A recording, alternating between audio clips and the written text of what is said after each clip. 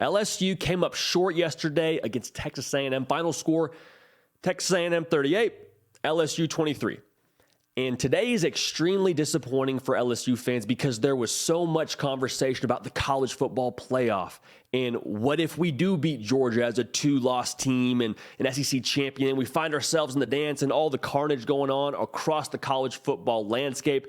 And so to lose to a team in Texas A&M who, quite frankly, had nothing to play for outside of that game, it's discouraging. Completely understand that if you're an LSU fan. I would be in the exact same frame of mind to be that close and to not be able to finish against a team that, quite frankly, is very much so beatable if LSU played to their potential, which they didn't. So it's, not even a conversation point. All that's to say, the frustration is reasonable and understandable. With that being said, though, there is going to be a lot of overreaction and just a lot of garbage thrown your way from a lot of these other just talking types saying LSU didn't come ready to play because of Brian Kelly, or, that they were getting lucky the last few weeks and finally the real LSU showed up. Like, I would ask you not to buy into that. Let's just take an honest look at where LSU is right now as a program. And the first thing I would say is last night, like I already mentioned, for LSU, it hurts. But that loss to Texas A&M in College Station does absolutely nothing to discredit what Brian Kelly and LSU has done from a progress perspective internally in 2022. Think about where this program was a season ago. Was really just in disarray. Culture was lackluster, to say the least. Had guys both, publicly and I guess not. I mean, let's just phrase it this way. You had guys in your program, whether they said it out loud or not, waving the white flag. That was where the culture was at. Tell you what, LSU lost last night. I didn't see any quit from anybody. Multiple times throughout this season, after they lost to Florida State in the fashion that they did, would have been so easy for a lot of that roster, who could go play other places, by the way, to say, you know what, this Brian Kelly thing's not for me. I'm out. I haven't seen that at all with this LSU team. And with what they are right now, it's a lot of room for growth. You knew it and I knew it. Even going into this Texas A&M game, you knew, hey, this LSU team isn't perfect. They have a lot of areas for improvement.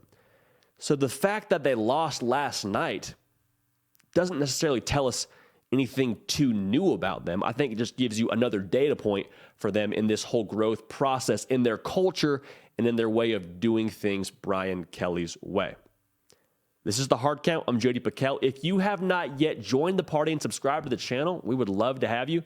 A ton of the LSU faithful, y'all have joined the party. We're so glad you're here. If you haven't yet joined us and subscribed, welcome aboard. We'd love to have you as well. Also follow me on the socials at Jayden Pakel on Twitter and on Instagram. So let's talk about last night. The issue last night for LSU is we saw a version of them that we hadn't seen in a few weeks. Now we had seen this version of LSU before where they don't play the run quite as well and they don't play the ball as well in the air. That was who we saw last night. But we hadn't seen them in a little bit. 274 yards allowed on the ground. It's tough to win that way. Devon Achane is a phenomenal back, but 274 yards, that's a tall task. That's a tall task to overcome. As a program, you feel like you just left too much money on the table. A couple of shots that a young quarterback takes deep, just Connor Wegman from A&M, and Moose Muhammad makes a phenomenal play on the football. DB doesn't play the ball exceptionally well in the air, doesn't get his head around and make a pass breakup. Like, that's just kind of the world that you lived in last night. Now, the offense, if you look at the statistics, actually matched A&M pretty well in terms of first downs and in terms of total yardage, but just wasn't able to really get that result in terms of getting in the end zone. And that fumble also was definitely a turning point in the game as well. So not to overanalyze the game, but what we saw last night from LSU was in no way, shape, or form capable or resembling what we've seen from them when they're on their game. And I don't think that's a secret to anybody. So here's the reality. Here's the honest look for where LSU is right now. 2022, the first year of Brian Kelly's regime at LSU, was never supposed to be the year. And you know what I mean when I say the year, like the year where you make the college football playoff, you get back to competing for national titles. Those are all things that you brought Brian Kelly to LSU to do, but nobody, and I mean not even the most optimistic of LSU fans, thought this was going to be the way it went down. If I told you back in August, hey, listen, I know you won 6 games last year, but here's the reality. You're going to find yourself in the SEC title game against Georgia. Now, I'm not going to tell you how many losses you have. Will you take it? I promise you. Every single person would say, absolutely, I'm buying my ticket. Let's get to Atlanta. Let's go play the Bulldogs. Like, that's kind of the posture you would have. If I told you you had 5 losses, you're going to go play Georgia. If the math somehow worked out that way and you're competing for an SEC title, you'd say, phenomenal. Let's do it. Run that back, Turbo. Like, let's make it happen. So 3 losses, in context, it hurts. But again, to juxtapose where this program was when Brian Kelly got there and the strides they've taken, I don't think there's anything to hang their heads about. One bad night does not define you. Again, it just points to more areas for growth, and I truly believe this now. In the future, this is going to be a thing that LSU looks back on, whether these players are on the team or not. This will be a growth point for LSU. Just another lesson that, hey, you can't afford to turn it on and off. Consistency is what champions do.